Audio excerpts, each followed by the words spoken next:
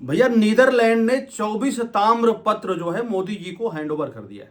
मतलब भारत जो 2012 से प्रयास कर रहा था कि जो नीदरलैंड में भारत के द्वारा जो है भारत के चोल राजाओं के द्वारा लिखित जो ताम्र पत्र थे जो नीदरलैंड में मौजूद थे, किसी कारणवश जो है जब यहाँ पर कंपनी का राज्य था तब चला गया था, उसको जो है हैंडओवर कर दिया गया है। और इस समय पर उन ताम्र पत्रों का भाई साहब जो महत्व है, कहते नहीं कि सही समय पर बहुत समय सही चीज जो है मोदी जी भारत लेकर चले आए। भाई साहब इन ताम्र पत्रों में उन बड़े बड़े सवालों का जवाब है जिसको लेकर के कभी दक्षिण और उत्तर भारत जो है लड़ते हैं, कभी चीन कुछ कहता है। भाई साहब इसका जितना जो है महत्व सामाजिक रूप में है ना, उतना ही महत्व कूटनीतिक रूप में भी है भाई साहब। मतलब 10वीं शताब्दी के बाद 11वीं शताब्दी की स्टार्टिंग में 1000 साल के बाद में चोल राजाओं में जो सबसे बड़े राजा थे वो राजा चोल थे, उसके बाद प्रथम थे, उसके बाद उनके पुत्र जो है राजेंद्र चोल का किस हिसाब से देश विदेशों के साथ में कूटनीति जो है रिश्ते थे, सामाजिक रिश्ते थे और सर्व धर्म संभाव किस हिसाब से था, उन सारी चीजों का वर्णन जो है इन ताम्र पत्रों में है। ये जो ताम्र पत्र है ना, ये बता रहे हैं कि उस समय भारत कितना मजबूत था, उस समय भारत की स्थिति क्या थी। जो मतलब कोई भी आदमी आता है मुंह उठा के कुछ भी बोल देता है, उन सब चीजों का सबूत जो है उन ताम्र पत्रों में जो है वो लिखा हुआ है। मतलब ये ताम्र पत्र जो है 21 बड़े ताम्र पत्र हैं, 4 छोटे ताम्र पत्र हैं। छोटे ताम्र पत्रों में विष्णु और जो है की जो है संस्कृत में स्तुति लिखी गई है, और बड़े ताम्र पत्रों में जो राजा का जो है किसी के साथ में एग्रीमेंट है या कुछ उन्होंने डोनेट किया है, वो सारा कुछ लिखा हुआ है। भाई साहब इन ताम्र पत्रों के हिसाब से ये सबसे बड़े मतलब कि जो ताम्र पत्र आ रहे हैं भारत, ये सबसे बड़े साक्ष्य हैं कि भारत की उस समय की दिशा और दशा क्या हुआ करती थी। मतलब सबसे बड़ा एक जो है करारा जवाब उन जो है लोगों को मिलेगा, तथा कथित जो नीले कबूतर है उनको मिलेगा, जो कहते हैं कि बौद्धों को सताया गया था, बौद्धों को जो है सनातनियों ने मार दिया था, जबकि बौद्धों को सनातनियों ने जो है अपने ही पास जो है बसाया था। ये जो है उन ताम्र पत्रों में लिखा हुआ है। उन ताम्र पत्रों में यह भी लिखा है कि जो है किस हिसाब से इंडोनेशिया और मलेशिया के जो है राजाओं के लिए जो है तमिलनाडु में एक बहुत बड़ा बौद्ध मठ का निर्माण किया गया था, और 26 गांव जो है उनको दान में दिया गया था। राजेंद्र चोल ने दान में दिया था कि भैया यहां पर आओ, तुम जो है बौद्ध मठ बनाओ, और ये 26 गांव से तुम डोनेशन चंदा वगैरह लेकर के अपने मठ का संचालन करो, अपने धर्म का प्रचार प्रसार करो। ये भाई साहब उस समय की डिप्लोमेसी है, 1000 साल बाद की डिप्लोमेसी है। ये बताता है कि किस हिसाब से सनातन मतलब जो राजेंद्र चोल थे वो शैव थे, मतलब शिव भगवान के उपासक थे यार, सनातनी थे। और उन्होंने अपने ही राज्य में मतलब दक्षिण भारत के जो है तमिलनाडु में उन्होंने एक जो है मठ का निर्माण करवाया था उनके राजाओं के लिए। यह कूटनीति है। और उनको जो है धार्मिक रूप से यहां पर उनके बौद्ध धर्म को जो है यहां पे बसाया, और जरूरत पड़ने पे जब समय जरूरत पड़ा, क्योंकि जब भारत का व्यापार जो चीन जाया करता था, इंडोनेशिया मलेशिया के उस समय के जो व्यापारी थे या लुटेरे थे, वो लोग माल को लूट लिया करते थे। ऐसी घटना जब आई, शिकायत पर जब कोई कार्यवाही नहीं हुई, क्योंकि उस समय इंडोनेशियाई और मलेशियाई जो है व्यापारियों का उस जो है स्टेट ऑफ मलाक्का पे जो है एक तरह से मोनोपोली थी, तो उसको तोड़ने के लिए विश्व की उस समय की सबसे उन्नति नेवी थी चोल राजा के पास में। चोल राजा ने नेवी डिप्लॉय कर दिया और जो है वहां पर अपना जो है अधिकार स्थापित कर दिया, मतलब कि उन राजाओं को पराजित किया। अंडमान में जो है अपना नेवल बेस बनाया था। तो भाई साहब एक सबसे बड़ा जवाब उनको भी है जो है ग्रेट अंडमान प्रोजेक्ट पे जा करके नंगा नाच कर रहे थे, बोल रहे थे ये तो पर्यावरण का नुकसान हो रहा है। भाई साहब ये वही लोग हैं जो टूल किट चलाया करते हैं, ये वही लोग हैं जो चाहते हैं कि यहां पर भी जेनजी जो है आंदोलन कर दे और मोदी को जो है सत्ता विहीन कर दे, इनकी सत्ता को उखाड़ के फेंक दे। मैं कह रहा हूं कि इन जो है ताम्रपत्रों का जो 24 ताम्रपत्र जो है नीदरलैंड से प्राप्त किए गए, हैंडओवर किया गया, चोल वंश का हमारा हमारा जो धरोहर थी मिली है, भाई साहब इस ताम्रपत्र में सब कुछ लिखा हुआ है।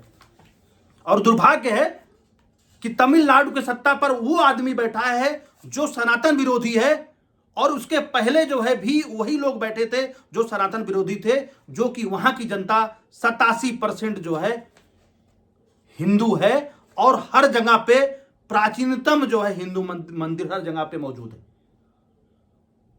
यह सनातनियों के लिए जो है धिक्कार की बात है। और उस समय पर भी संस्कृत और तमिल, क्योंकि ये जो ताम्रपत्र हैं ये संस्कृत और तमिल में लिखे गए हैं, तब एक बात क्लियर हो गई कि संस्कृत मतलब कि बाद में संस्कृत टूट के धीरे धीरे अपभ्रंश होकर के हिंदी में परिवर्तित हुई है। तो उस समय जो राजभाषा थी वो संस्कृत, तमिल में भी थी, संस्कृत में बात किया जाता था। मतलब साउथ इंडिया में भी लोग राजकीय भाषाओं में तमिल में बात किया करते थे, और व्यवहारिक भाषाओं में, मतलब जो प्रजा के बीच में जो समन्वय, जो कम्युनिकेशन हुआ करता था, वो जो है तमिल में हुआ करता था। तो एक बात क्लियर है कि जो है तमिल और संस्कृत का बराबर सम्मान उस समय था। ये ताम्रपत्र में बराबर लिखा हुआ है। ये जो पेरियार के जो फॉलोअर्स हैं या फिर जो द्रविड़ की राजनीति करते हैं, वो सिर्फ फूट जो है डालने का काम करते हैं। उस समय द्रविड़ जैसा कोई जो है कॉन्सेप्ट नहीं था। ये 19वीं शताब्दी में अंग्रेजों ने भारत को तोड़ने के लिए द्रविड़ वर्सेस आर्य का जो कॉन्सेप्ट भारत लेकर के आए थे। चलिए कुछ चीजें विस्तार में पढ़ देता हूं। बौद्ध मठ के लिए दान इन्होंने दिया था जो, तो भैया चोल राजाओं ने, मुख्ता राजा जो है राजेंद्र चोल ने जो है वर्तमान का जो इंडोनेशिया है, उस समय उसका नाम सुमात्रा था, सुमात्रा के बौद्ध साम्राज्य श्री विजय के राजा श्रीमार विजयोतुंग वर्धन को जो है दान दिया था। मठ का निर्माण इस सहायता से नागपट्टनम, मतलब कि तमिलनाडु के प्रसिद्ध और बौद्ध विहार चूड़ामणि विहार का नाम हुआ था। इसमें 26 गांव उन्होंने दान में दिए थे, ठीक है ना। समुद्र के रास्ते की बात करूं तो श्री विजय साम्राज्य मलक्का और सुंडा जलडमरू मध्य, मतलब कि स्टेट ऑफ मलक्का एंड सुंडा के प्रमुख व्यापारिक मार्गों पर भारी टैक्स लगाता था, जो चोल व्यापारियों को परेशान करता था, ठीक है ना। जो चाइना जाया करते थे व्यापार लेकर के, तो क्या हुआ, हमला 1025 में राजेंद्र चोल ने वहां पर स्टेट ऑफ मलक्का के पास इंडोनेशिया और मलेशिया पर, मतलब दोनों पर जो है अटैक किया, ठीक है ना। अटैक किया, श्री विजय के 12 से अधिक शहरों पर भयानक समुद्री हमले किए, ठीक है ना, और स्टेट ऑफ मलाक्का पर पूरा कंट्रोल ले लिया चोल राजाओं ने। परिणाम स्वरूप चोल सेना ने श्री विजय की राजधानी पलंग वंग को जीत लिया और उनके राजा साम्राज्य विजयोतुंग वर्धन को बंदी बना लिया था। ये उस समय की बात है जब भारत के पास में दुनिया की सबसे विशाल और उन्नत नेवी हुआ करती थी। और आप लोग कहेंगे भैया ये ताम्रपत्र से क्या होगा, पुराने इतिहास से क्या होगा। भाई साहब, जिसके पास में अपना जो है इतिहास नहीं है ना, जैसा पाकिस्तान के पास में नहीं है, वो कभी आगे नहीं जा सकता है। हमारे पास में एक गौरवशाली इतिहास है और हमें जरूरत है गौरवशाली भविष्य बनाने का, दुनिया में सबसे आगे जो है बढ़ के विश्व गुरु बनने का, वर्ल्ड पावर बनने का, सुपर पावर बनने का। ये हमारे पुरखों में था पहले, हमको आज ऐसे ही करना है, ठीक है ना। अगर रणनीति की बात करूं तो भैया दक्षिण पूर्व एशिया, मतलब इंडोनेशिया मलेशिया तक पहुंचने और श्री विजयन के समुद्री लुटेरों को रोकने के लिए चोल नौसेना ने अंडमान और निकोबार द्वीप समूह का इस्तेमाल किया। मतलब वहां पर नेवल बेस बनाया था अंडमान में उस समय 1000 साल पहले चोल वंश ने। और आज हमारे यहां कुछ ऐसे बेवकूफ हैं, कुछ ऐसे मंद बुद्धि हैं जो आकर के कहते हैं पर्यावरण का नुकसान हो रहा है। पर्यावरण का मतलब नहीं जानते हैं, पर्यावरण का मतलब नहीं जानते हैं। 150 करोड़ का ये देश है, 1.5 अरब जनसंख्या का, और इसका जो है इसकी रक्षा का कार्यभार, इसका रक्षा करना जो है देश के मुखिया का काम है। और भाई साहब, ग्रेट अंडमान जो प्रोजेक्ट है वो एक स्ट्रेटेजिक लोकेशन है जहां पर भारत बैठ के आसपास के बड़े देश चीन वगैरह को जो है ना आंखें दिखा सकता है। आपने देखा है स्टेट ऑफ हार्मुज को ईरान ने जिस तरह से चोक किया है, पूरी दुनिया ठप पड़ गई है। तो भाई साहब, ये समय है अपने स्ट्रेटेजिक लोकेशन को जो है सिक्योर करने का, वहां पर बैठने का, और वही किया है। इसीलिए ये सबसे सही समय था। ये जो ताम्रपत्र भारत को मिले हैं, मोदी जी जो ताम्रपत्र लेकर के भारत आ रहे हैं, ये सबसे सही समय है जिसमें जो है हमारी सरकार जनता को बता पाएगी कि भाई साहब हम कितने गौरवशाली थे उस समय, और हमारे समाज में कोई भी कुरीति इस तरह की नहीं फैली हुई थी। ठीक है ना भैया।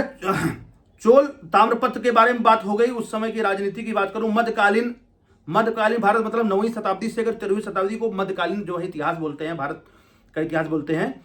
शताब्दी मध्यकालीन में जो है यूरोप मध्ययुगीन मतलब मध्य समय पे यूरोप डार्क में जी रहा था, अंधेरे में जी रहा था। उस समय जो है, उस समय भारत आर्थिक रूप से बहुत ही समृद्ध हुआ करता था। ठीक है, सामाजिक समरसता, समाज धर्मनिरपेक्ष और सहिष्णु था। राजा हिंदू विशेषकर शैव मत के जो है अनुयायी थे, लेकिन उन्होंने बौद्ध मठों का निर्माण कराया और उसके लिए उन्होंने कई गांव दान किए ताकि जो है वो अपने जो है इस मठ का संचालन कर सके। ये बहुत बड़ा एग्जाम्पल है यार, बहुत बड़ा एग्जाम्पल है। कला और संस्कृति समाज में मंदिरों का केवल पूजा स्थल नहीं था, मंदिर केवल जो है पूजा का स्थल नहीं था, वहां पे कला और संस्कृति एडमिनिस्ट्रेशन पूरा चला करता था। इसके प्रमाण जो है इस जो है शिला जो ये जो ताम्र लेख मिल रहे हैं उस पे जो है आपको मिलेगा।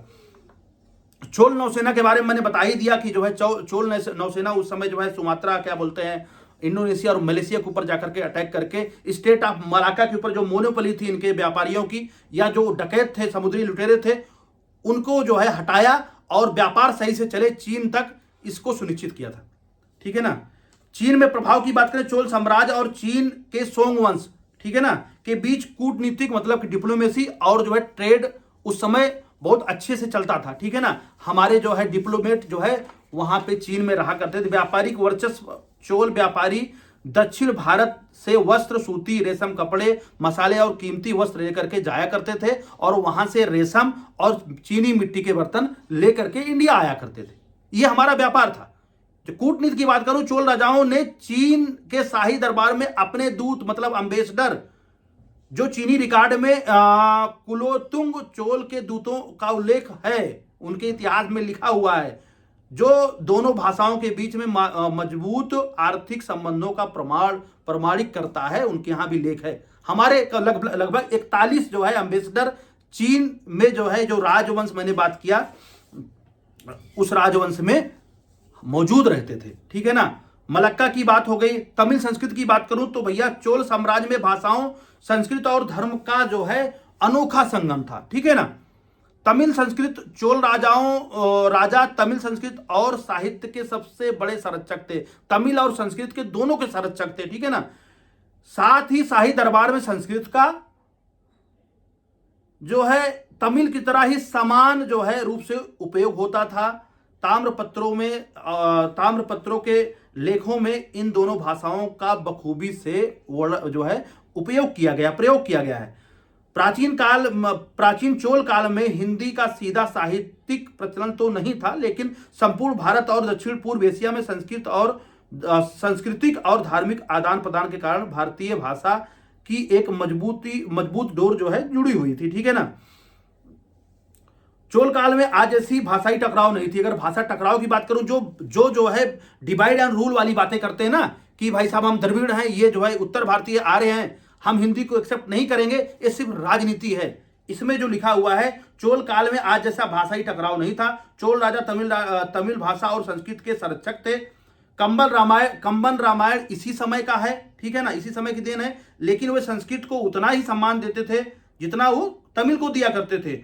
दोनों के मतलब चोलों के ताम्रपत्र में जो है जो कॉपर प्लेट्स हैं, इसका सबसे बड़ा सबूत है इनका पहला हिस्सा संस्कृत मतलब शाही वंशावली के लिए और दूसरा हिस्सा तमिल जमीनी प्रशासन और दान के लिए उपयोग किया गया है।